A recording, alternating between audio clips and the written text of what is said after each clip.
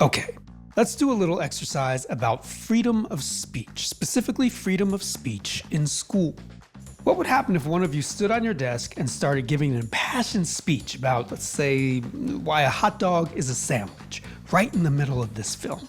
Or what if one of you took out your phone and posted something on social media criticizing the school? Maybe even using some colorful language. Could you be punished for that? Would you be sent to the principal's office? Suspended? Or is that speech protected by the First Amendment? That's a good question, and it's not as easy to answer as you might think. Freedom of speech sounds self-defining, the right to say anything anytime I want, but in fact, that's not the way it has turned out to be interpreted. We've all heard about freedom of speech, but what does it really mean? And what does it mean for students in public schools? Freedom of speech is probably our most important right as citizens. Freedom of speech means the ability to express yourself, particularly on a controversial subject, without the fear that you'll be punished for what you say. Look, it's right here in the First Amendment to the Constitution. It says, Congress shall make no law abridging the freedom of speech.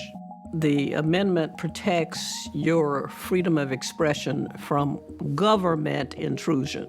But individuals or many other kinds of organizations remain perfectly free to punish you for what you say.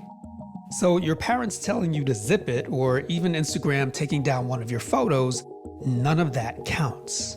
No, this is about what the government can do to keep the people from expressing themselves.